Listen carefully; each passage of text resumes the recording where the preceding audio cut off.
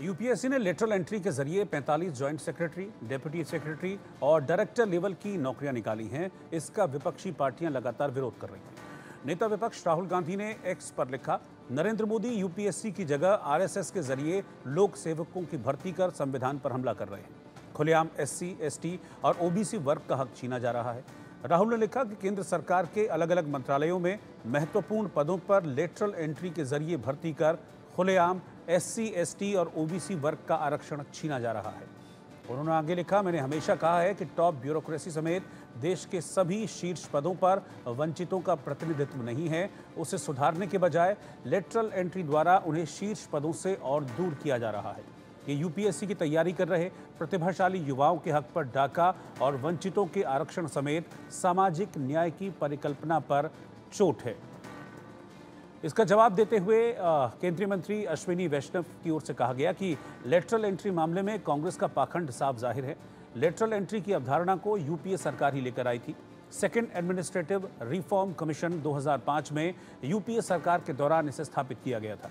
इसके अध्यक्ष वीरप्पा मोइली थे। यूपीए के बनाए एआरसी ने उन पदों को भरने के लिए विशेषज्ञों की जरूरत बताई थी जहां अलग तरह के ज्ञान की जरूरत होती है। एनडीए सरकार ने इसी सिफारिश को लागू करने के लिए एक पारदर्शी तरीका बनाया है और यूपीएससी के माध्यम से निष्पक्ष भर्ती होगी।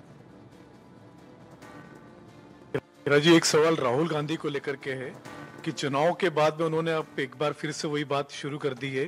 कह रहे हैं कि मोदी सरकार संविधान को खत्म करना चाहती है, एससी एसटी से आरक्षण समाप्त करना चाहती है। देखिए, राहुल गांधी एंड टुकड़े टुकड़े गैंग भारत में भरम फैला करके लोकसभा के चुनाव में तो थोड़ी सफलता उनको मिल गई।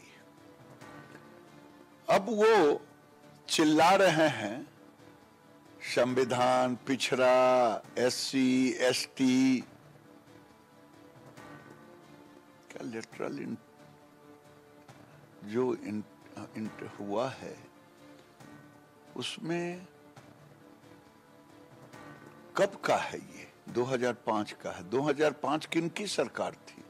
राहुल गांधी का। या तो इनको ज्ञान नहीं है या जानबूझ के भ्रम फैलाते हैं।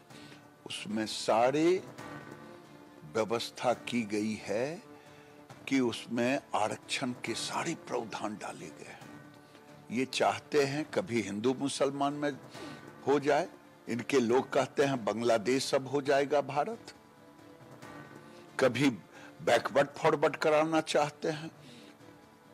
अगर इनके पास कोई सच्चा सबूत नहीं, अगर है तो ऑथेंटिकेट करे, अन्यथा इन पर भी कानूनी कार्रवाई होनी चाहिए कि देश में भ्रम फैला करके बैकवर्ड फॉरवर्ड कराना चाहते हैं।